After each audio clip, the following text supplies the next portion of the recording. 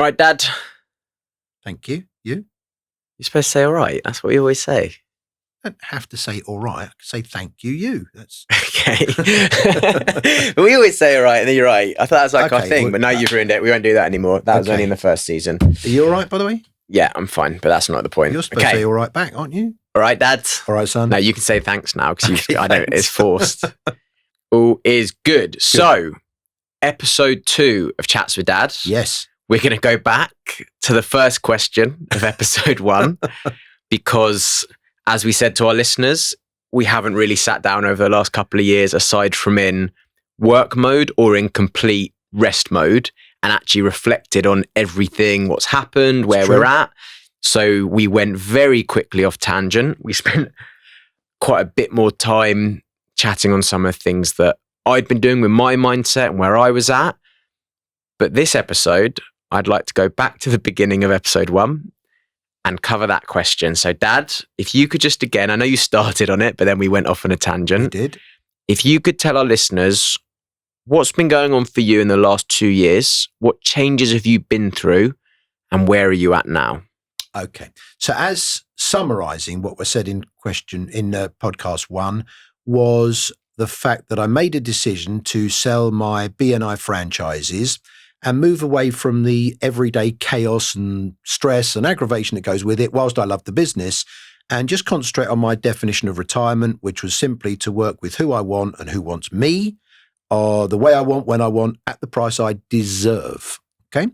And that decision was based on the fact that every time I seemed to turn the telly on around October 2020, another one of my sporting heroes had sadly passed away.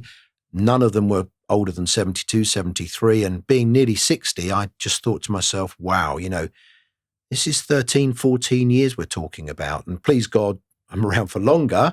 But in real terms, a lot of them were at this kind of age. And I'm thinking, wow, I can't make 13 or 14 years sound long.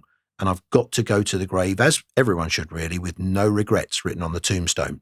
So I made a huge and very scary, but definite decision that whilst I don't want to say, oh, things were terrible, I was hating it, we were having a good time, but I made a huge, big decision to change, to concentrate even more. I've always concentrated on what is important, and that's living the life we want. But I've always, as you said it in podcast 1, whatever we call it, I've always kind of waited, not delayed, but just so busy trying to get myself into a position to make things better that you can sometimes forget things could be good now or better now, or parts of it could be better. So made a huge transition and basically sold my BNI franchises. This was on 28th of February 2021, completion of the sale. And literally on March the 1st, 2021, I was in a position almost of, okay, not what do I do now, but because of my position within the BNI world, it wasn't easy to just make some plans and announce 3 or 4 months beforehand that, I will be available. So I had this vision that I would become some sort of consultant, coach. And as you know, not obviously to talk about now, but I always don't care what people are called. I care what they do. So the word coach, consultant, with respect to those that are coaches and consultants out there, didn't do it for me because I think it's too wide a scope. Yeah. What does that actually mean? So I just knew I wanted to help people, and I have enough experience in business, and having built and sold 2 businesses in my lifetime, I have enough experience. Enough could be the wrong word, but I have experience. I have a lot of experience in life, nearly 60 years old, and really been involved in business since I was in my teenage years. So I know that I have a lot of opportunities to help people with the fact that life can be enjoyable whilst living in the stress and chaos, and kind of plan for a good future. I have that experience now, but I couldn't and didn't know quite how that would kind of manifest itself. So ultimately, I kind of used my connections And this was very scary. In fact, I was shocked, surprised. Probably hear it in my voice. I just, I've always been in sales and not arrogantly at all, just thought, right, I'm going to contact people. But actually that wasn't what was happening. What was happening was that I was scared of contacting people. Why? Well, what if this was the moment where, because I do live in fear, it's so much easier helping people than helping yourself. But what if this was the moment where I said to everybody, hey guys, and I'm out there and I'm ready to help those that want it, that nobody called me. But this was before you'd started speaking to people. You had the fear before you'd even found that no one wanted you. Well, the fact was, Sorry, I said that no one wanted you there. Thanks. No, before you found out none of us want you. No, but as in this was a thought before you'd started reaching out to people. I knew what I had to do, but all I could see was rejection, demotivation. You could see, or you'd felt? I could see it coming. Yeah.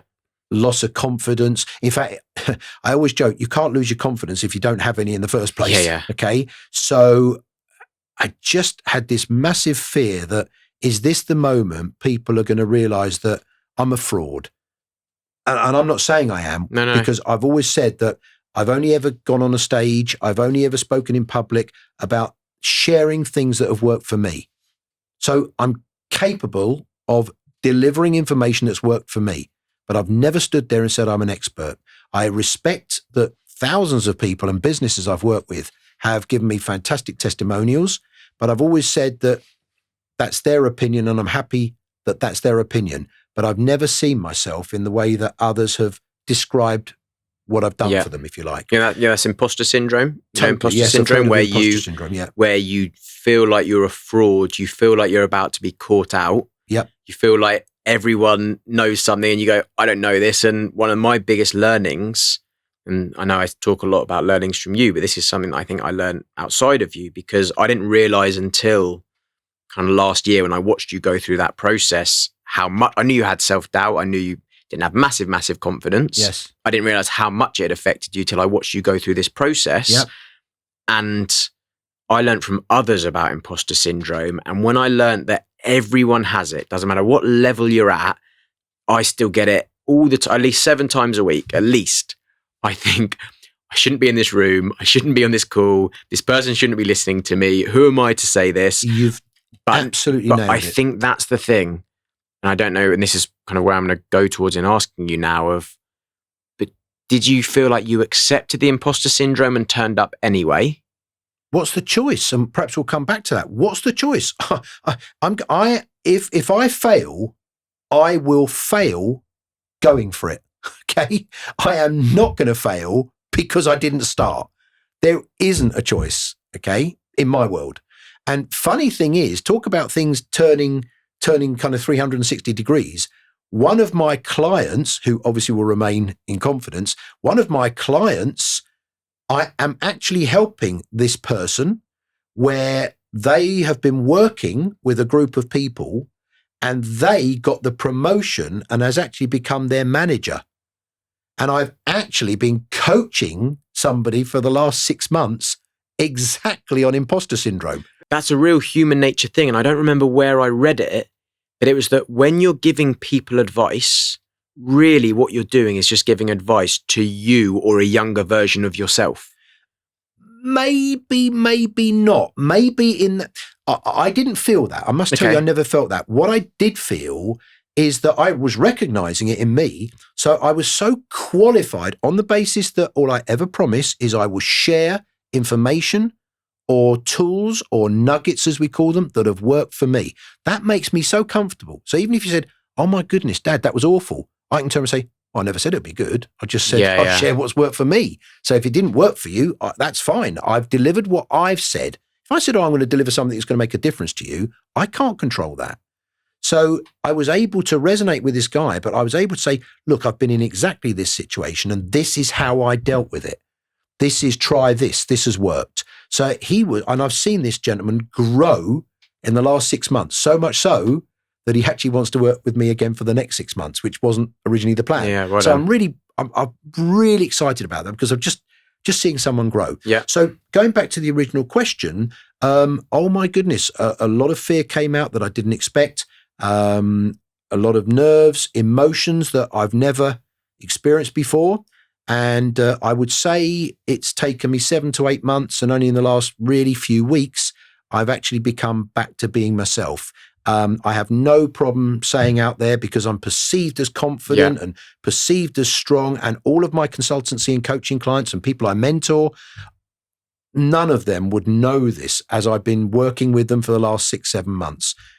But inside of me, it was like, oh, okay, they haven't fired me yet. You'd say it to me. I remember when I chat to you and I was just like, Dad, it's going well. And you were kind of like, you seemed a bit beaten up at points. And I was a bit and it was like one person would say they're not working with you. And because to me, you know this, like you're my Superman. So I'm like, right, Dad will get in the next one. Dad will find the next one. It's fine. But you know that that's and this is kind of what helps me when because just again, so our listeners know. So Dad is now my business coach and I'm running all of his content marketing. Yeah, well, I say Pickaroons, we're running the content marketing. So I was just looking at it the whole time going, doesn't make a difference. Like, we can promote you to the end of the world. You've got 5 million positive testimonials. You can speak on camera. Like, you're going to be fine.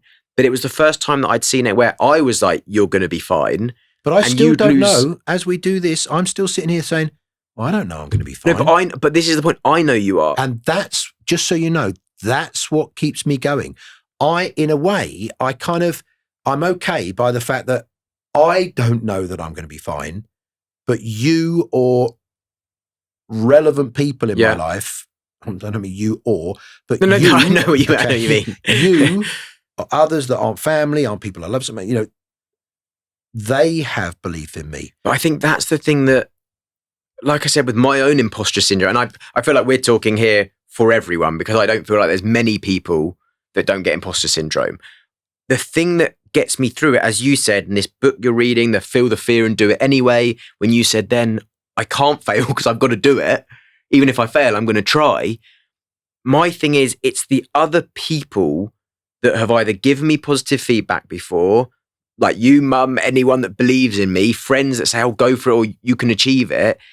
It's that which helps me beat the imposter syndrome. It's like, right, I not even think, I know I'm an imposter, as we all do. We all know we're imposters.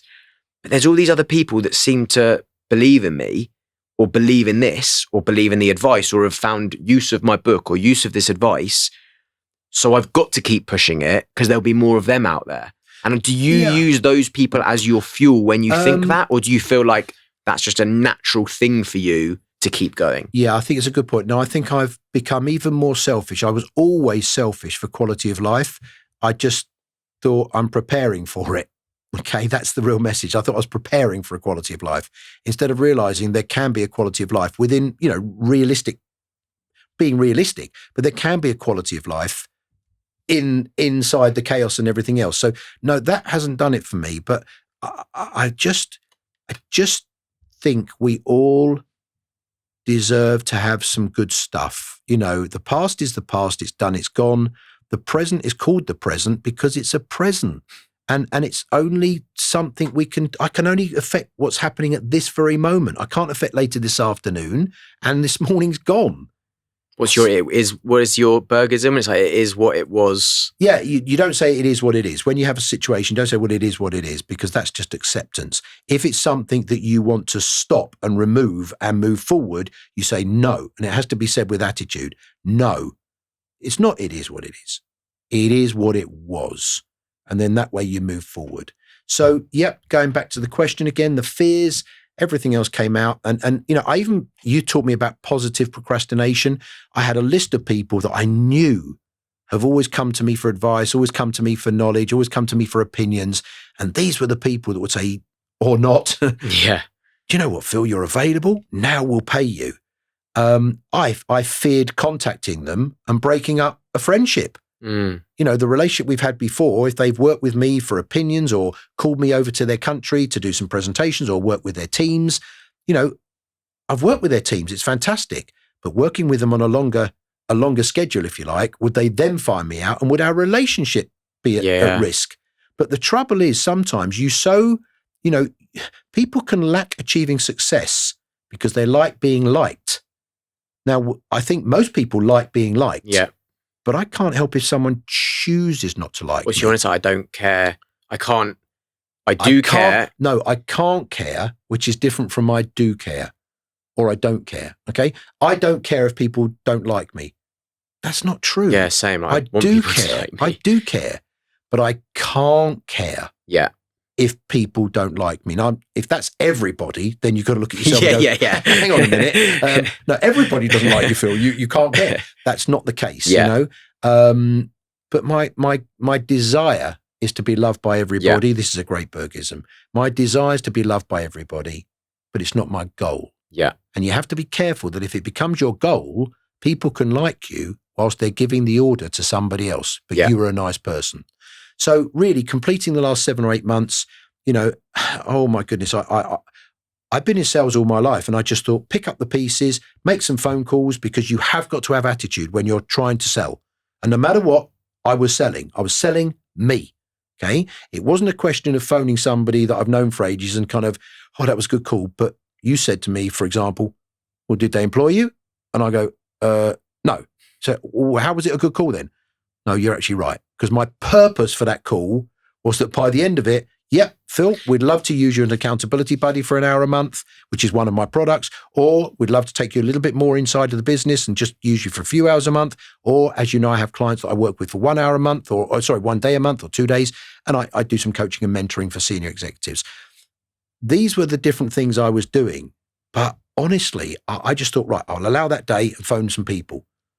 But I made sure I looked at my laptop first and I tidied up my emails for a few hours. Then obviously I needed a cup of tea.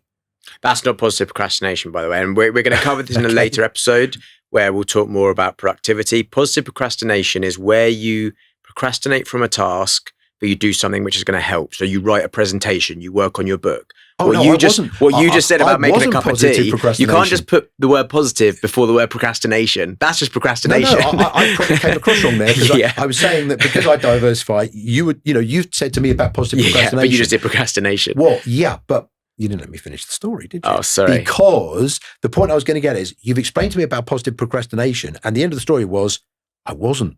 I literally jumped on my emails, took a few hours to sort them out. I had a cup of tea. I thought, must do the gym session. And then I thought, right, now, come on, you've got 2 hours left, make a phone call. I'm not in the mood. And actually, that was the big thing. I wasn't in the mood. And it really hit me that I thought, I wasn't in the mood. And honestly, this went on for a bit of a period. Meanwhile, I'm actually at the stage where I'm thinking, well, hang on a minute, yes, I've sold my business and all's good, but I do actually still want some clients to, this is what I'm about. So all I would say is to bring it to date that, I have become a coach, a consultant, a mentor. You and I have written the Rapper Workshop, and we will be delivering that around the world. And the book. We have the Rapper book coming out with it. I have 3 other books that I'm writing. Givers Don't Gain Unless, which is just a working title at the moment. I have another book, which is the Bergisms. I have 286 very well-known now one-liners and famous sentences. So volume 1 with the first 90 to 100 should be out, early to middle part of 2022. So there's some very exciting things, writing the Rapper program and workbook with you. There's a lot of exciting things going on. And I think now I'm very settled into understanding where I am. And we touched on podcast 1 about a presentation that I'm delivering in a few weeks' time to many CEOs about developing and managing a team. And I was touching on it by saying that there was one slide, and this was only last night. I finished this presentation late last night to send on to the organizers. And I was putting together a slide about our why. Why do you want to develop a good team? Because ultimately, as I've said, it's about quality of life. And I wanted to make sure that I presented a slide that showed my life, or where I am now. And as you said, and we talked about in the first series, the difference between a fact and a boast, it wasn't about, oh, look at me. It was about, as an ordinary person, through hard work, through perseverance, and obviously you have to have a degree of knowledge. Through all of that, this was my family, and look at the smiles on our face. Anybody could look at the picture that I put on there and go, wow, I don't know what's gone on, but they look happy. And I could look at that and really warm. The second picture on there was the car that I've recently bought as my kind of celebration. And again, it's a car where I just look at it and think, wow. I drive it and I kind of think, wow. I am attempting to play golf more and more now. And again, there's a picture of the car with a set of golf clubs. And for those idiots that want to think that, oh, look at him putting it out there, it's not about that. It's about the fact that it took me 59 years to get that car, and to be able to join a golf club and play once during the week and once on a weekend. That was 2 years of planning. And as we talked about in our series 1 there, in the last episode, as we talked about, people think you swan it. They don't know how hard I've worked. So it's there for the ordinary person that says, so I can have that. Yeah. Yes, you can. And then there's a picture. Mum and I recently spent 2 weeks in Santorini in Greece, and it was beautiful and lovely. And thank goodness through this COVID period, this was the first opportunity to be able to go away. And it was just wonderful to sit there and look at the sunset and think, oh my goodness. And when I saw this slide last night, and I kind of knew that, oh yes, we're able to go on a little bit of holiday now, and I've got a lovely family, and oh my goodness, my car. Every one of us learn differently, and I'm a visual learner.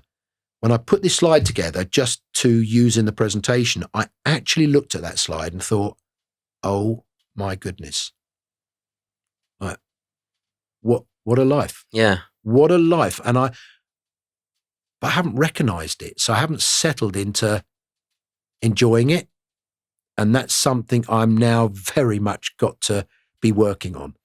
So with that, why do you think, because I've been guilty of this so many times, and it's why I said to you about that, practicing the gratitude and trying to be purposefully, is it gracious? I don't know what you call it, when you actually think about, when you make time to sit there and think. Why do you think more people don't stop and enjoy or reflect on what they're achieving? Because for you, and I get what you're saying there, and like I said, I've seen your journey over the last year or two of getting rid of the business and starting this new thing. And I just wanted for you the whole time, I want you just to sit and feel proud of what you've achieved. Why do you think it's taken till now for you to properly go, this is everything I work towards. This is where I'm at. Yeah. Okay. So look, money is a reality and a necessity in life. Okay. Now it happened to be that the way I sold the business, I was able to help the buyers buy the business. And to do that, we have sold it in a way that we are receiving an amount of money every month for a period of time. So I still don't just want to work in the parts that I want to work in. I still need to work a little bit. So if nothing came my way at all, then the sale of my business actually wasn't the right thing financially. Okay. So ultimately, I think, and it's such a great question, and I think a lot of people will resonate with this. There's one thing that I think is one of the biggest challenges in most people's lives, and it's uncertainty. And it's the only time in my life that I'm not myself when I'm uncertain.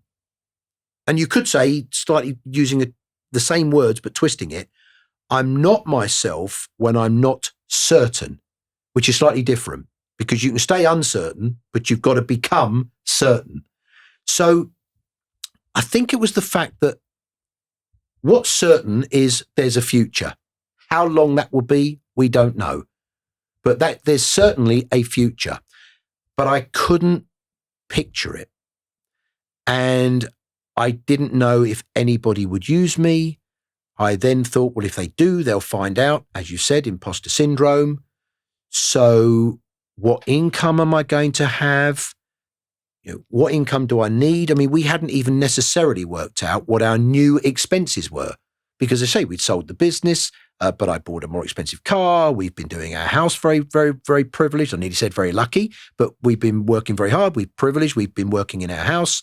And you're going to start my pocket money soon again, aren't you, as well? Isn't that in the expenses? Yeah, absolutely. And we're going to give you the same as we always did.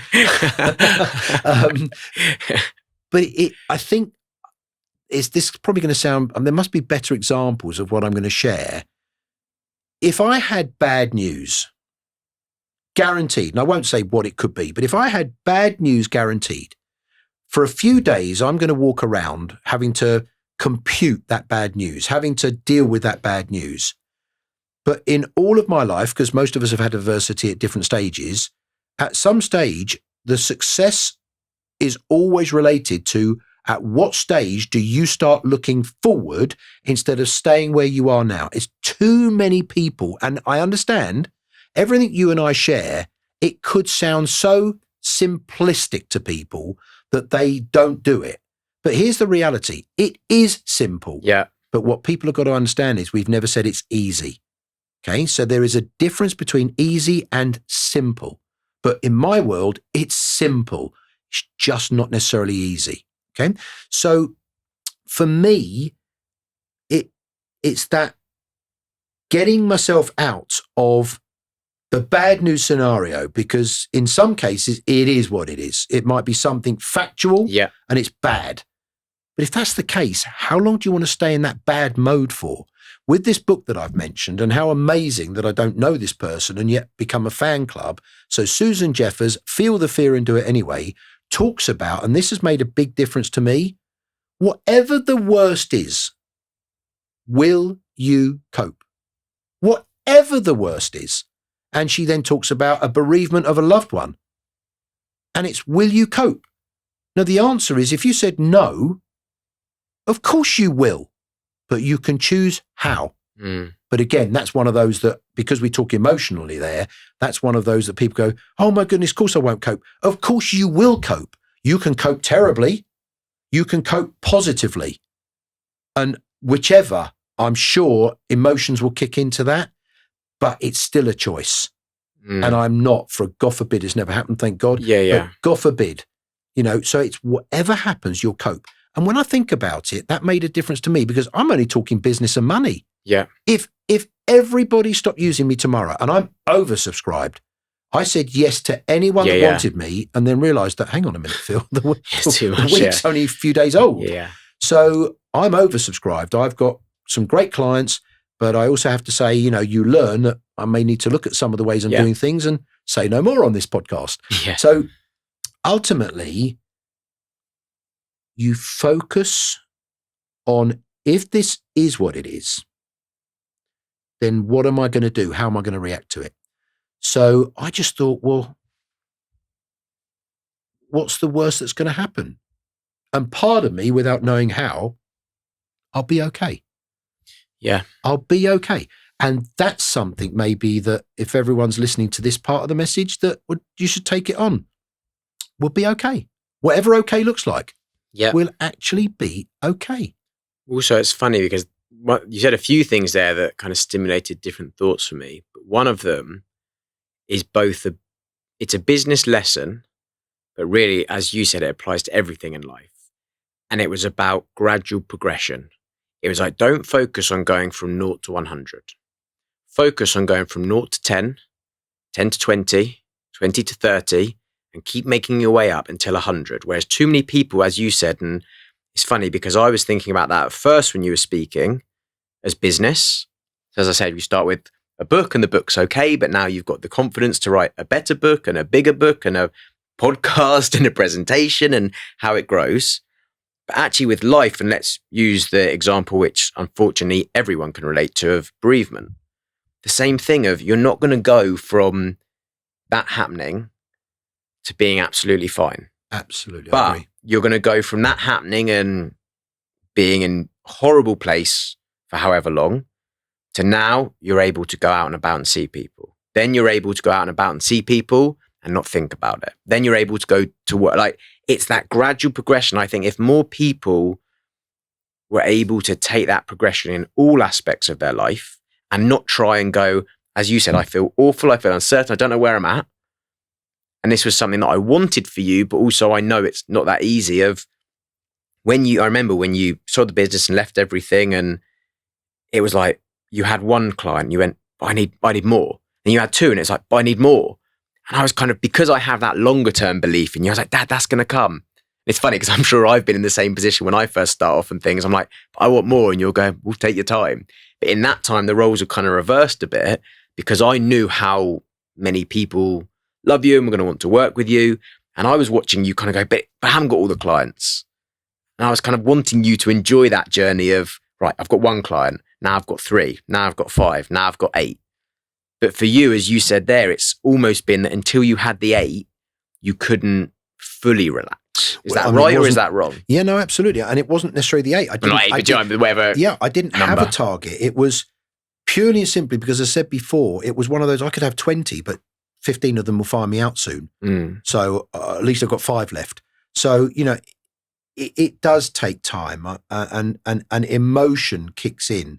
And something you asked before, which my fault, didn't complete the answer, was whether we like it or we don't, money is involved. Okay. So I've often gone out onto a stage and said, look, remember everybody, we don't work for the money.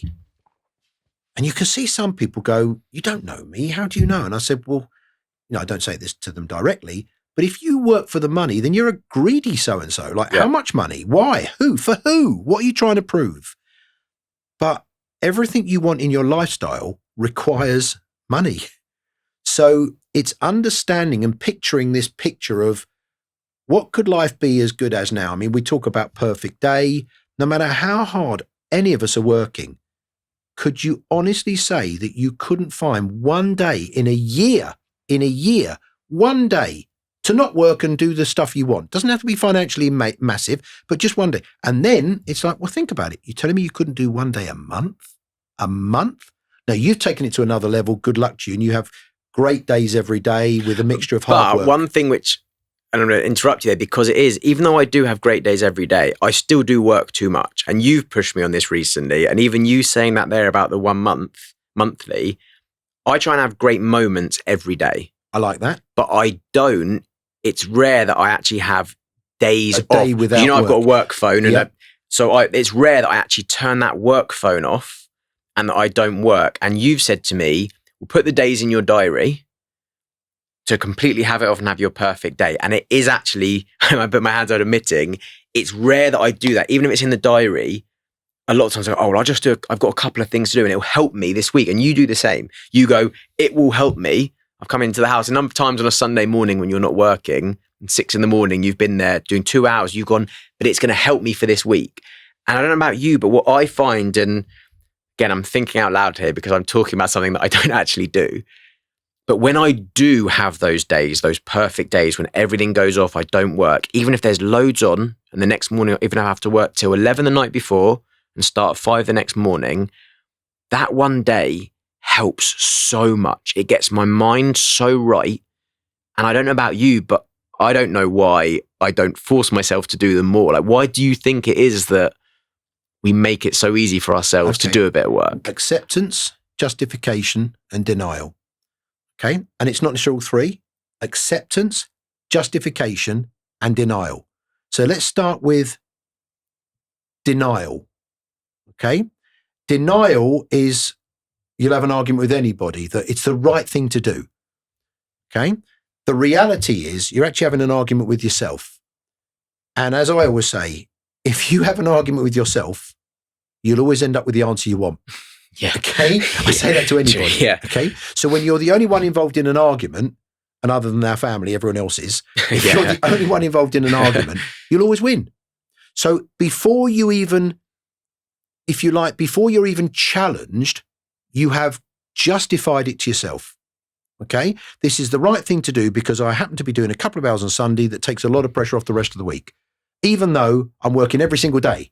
Now that's fine if it's choice, but if it's choice with knowledge, that's great.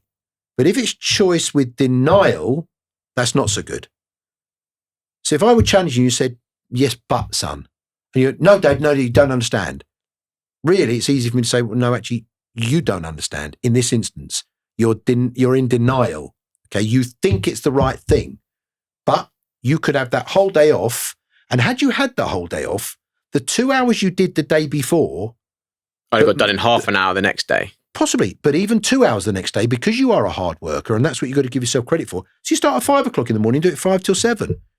But you still had that full day off because you still found that 2 hours that made the rest of the work life easier on another day, which goes back to diary planning, a subject we can talk about another time. But it also goes back to what you said about it's not it's hard. It's much easier for me to sit up and do a couple of hours work. No, that's because you're the only one involved in that discussion at this moment. Yeah, true. So of course it's easier because you're in denial. Okay, so it's justification, acceptance. And acceptance is, I accept working at 5 o'clock in the morning to make the rest of the day easier. But that's also linked, in my opinion, to denial No, and you're justification. Right. You're right. So it's if you want a whole day to do nothing, it really goes to something we touched on in the last series, which is, do you really? Do you really? So what I would end this by saying, if you really, really want to do something, don't go into denial and don't justify a reason you're not doing it. So I think money, finances, that creates the challenge for a lot of people that then clouds other good decisions. Very good. I'm just thinking of something to go on to next. You got anything particular you want to go on to next? I'm just looking at all the different notes and thinking which one. We kept around what I'm doing. Is there something to... No, I've got it. No, because I want to... The first one, we went so much into my stuff on the first one. Do you think the first one was a good mix, or do you think it was too much? Very good mix. Okay. No, but you've also got to remember, that's imposter syndrome. I know you're the host of Chats with Dad, but you have stuff that's very good value as well. So when you feel like you want to say something, do, because it is relevant. I don't like the focus being on me. And sometimes because of the nature of what I do, the focus will come across as the focus is on me. I don't yet, and this is the imposter syndrome. I'll put my hands up and say, this is why. Absolutely. I don't yet I feel like you inspire a lot of people. I don't like I know that my actions and some things I do inspire people, but I just don't feel like I'm at that point yet of. Okay. Ditto. So use this in our podcast series. Yeah. Ditto. Okay. Everything you just said, I don't feel I inspire people. You inspire people more. It's not you inspire people more, it's you do inspire people. And people have said to me that aspects of what I do inspires them, but that's just not my outcome at the moment to play that role. Because I think once you play that role, I just think a lot of pressure comes with that. Okay, that's choice. So if you can only ever promise to be you, ever, and you don't take the responsibility, as Michael Jordan said in The Last Dance, okay, he said, do you think you inspire everybody? Yeah, he said, true. Absolutely not. He said, but if I don't inspire you, find someone else. Yeah. So regarding the podcast, okay, you don't have to worry. I mean, you want to make me the star. That doesn't help me in any way, shape or form. I want to climb under the table because I don't want to be. Yeah, but this is me stepping out of my imposter syndrome because I'm saying for you, you need to be. For anyone listening, he needs to do this. It's not about you making me a star. It's not a star, but it's helping you with your outcomes and I know that you can inspire people. So I want people to hear your advice, which has helped me. I feel like my role is to show people that by applying your advice, you can live this amazing life, which is what I feel like I'm living. You don't think you've given me advice that I've taken on board? I've given you a lot of advice. You're totally comfortable with that then? Yeah. Okay. So that's the point. You know, if I said to you and you sounded absolutely difference between a fact and a boast there. Yeah. Do you accept that you've given me advice or you've shared something and you know I've gone, wow, that's actually really helpful? Yeah. Well, if you think I'm so up there and let me, you know what I mean by that? If you think I'm so knowledgeable and so helpful, doesn't that give you some sort of wow that you've made a difference to me? Massively, but that's like a lot of the clients I work with, like Sam, the stuff we're saying with the uncertainty experts. But with him, again, like he inspires me so much, but yet I'm giving him advice on things. I'm like, oh, wow, this is mad that I'm giving someone who I look up to advice. But right now where I'm at, I like that role. I like being okay, but behind the scenes a bit more. What you've got to get in your head is accepting that there's a difference between saying, I'm going to help you, Dad. I'm going to make a difference to you. I'm going to give you advice that you're going to take on board, as against, this is my passion. I've seen something. I'd like to share it. Stay with that humility. Okay. All you've ever done because you care is you've seen something, you've shared it. Don't ever do anything different. Yeah. Do you know what it is as well? And it's a point that kind of links into something I was thinking about before when you were saying about how different people give you strength of, as part of my journey and my own imposter syndrome.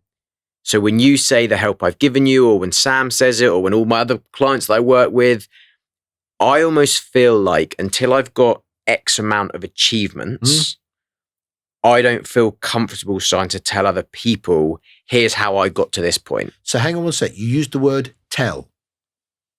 Isn't it funny how certain, just small words can make a difference? You're right. You shouldn't be comfortable telling people. Or even sharing. But I think sometimes even if you're trying to share, some people think you're just telling. But it depends in what circumstance and why. I mean, if you said, oh, hi, how are you? Nice to meet you. Let me share my journey. Why? Why? If I'm saying to you, like, wow, I perceive you have the life of your dreams and I would like that. What have you done? If anything, you need to feel guilty if you don't share that with them. But I think that then goes back to what we spoke about in the last episode of who you're then associated with. Correct. I feel like the type of person going, I surf every day and I live this and you can be like me. Correct. And I think this is but my own you're advice. You're not saying I know, because this is funny, because this is what I give people advice on, is how not to be like those people and do their own thing. Okay. But for myself, is that thing you just said about my own argument. I'm the only one in this argument. So I'm like, actually, nah, not right now. You need to stop talking now because you're boring me with this. Yeah. Okay. There was something there though that I was going to say, which I read about the other day, and I thought was quite a good thing. I don't know what your thoughts are on it. And it would, from what I just said there, it would help both of us. And it was, keep a file on your computer or wherever of every nice thing. And this hasn't even got to be work, by the way. This could be a personal thing. Every nice testimonial, nice message. I know you've got that really nice message you got from Ivan Meisner, who'll be joining us on one of the episodes as well, one of the later episodes in this series. I know you've got that message from him on your wall. I've got messages you've given me before, all sorts of people. But it said about having a folder on your computer with all of those. So when you're suffering from imposter syndrome, you open that folder and you see, and it might even be little successes, because I have that with the book. And this is a not so subtle sell for the book right now, of the fact that one user made £20,000 sale off it. That's amazing. So whenever I think about the imposter syndrome of that, I go, actually, but wait, someone did make 20,000 off that.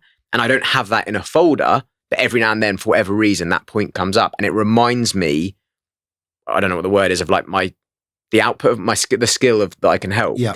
So what do you think about, do you think both of us should, or listeners should, have a folder that they can reference that has all the testimonials, all the things? It's a great Do you question. think that would help? Because you've got so many testimonials, but I know that you, as you said before, sometimes you look at them and go, well, yeah, it's a testimonial, but it doesn't mean they're going to work with me. Well, I think the answer to that is whatever floats your boat.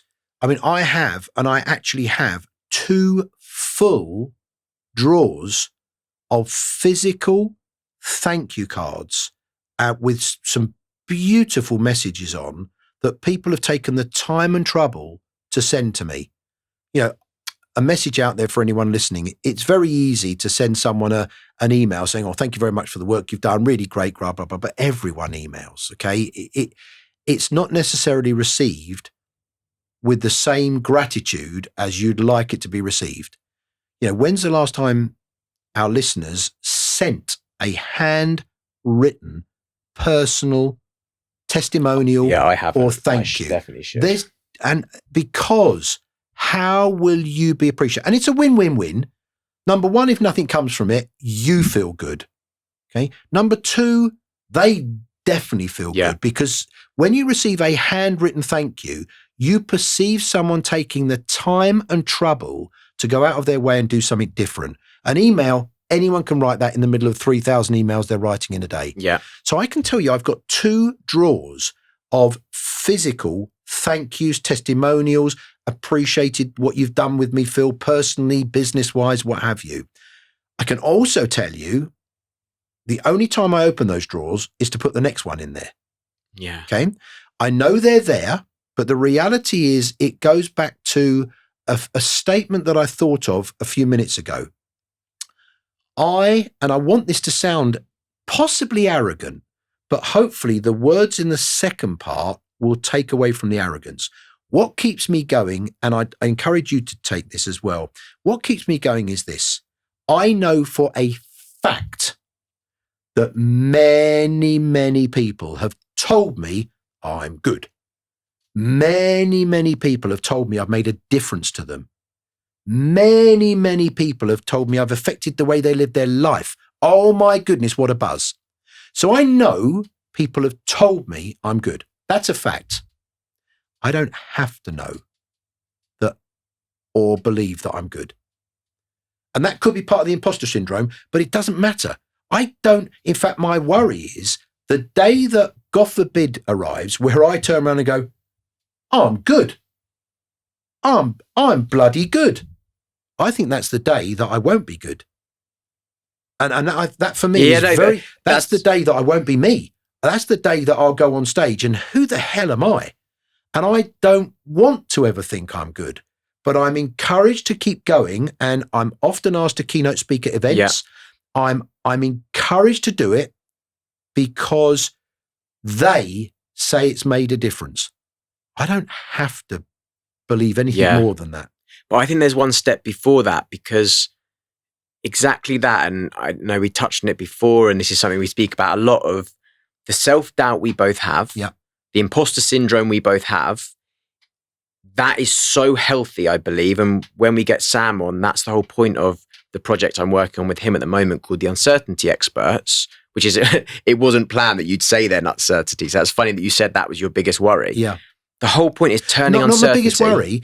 That was the thing that stopped you. Sorry, I just think a lot of people in uncertainty aren't certain. That's the point of this project. And like I said, we'll speak about it more in the episode with Sam, but it's an amazing project where it's all about turning uncertainty into opportunity, but not trying to get rid of the uncertainty. You use it.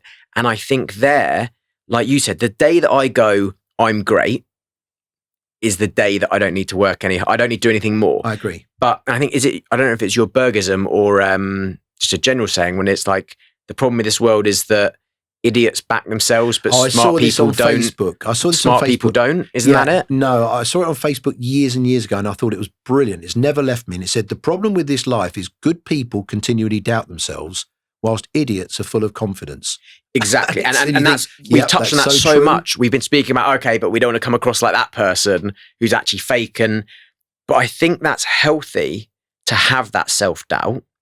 But I also think it's almost like there's the self-doubt, but then you still work enough. That self-doubt fuels you to work to the outcome.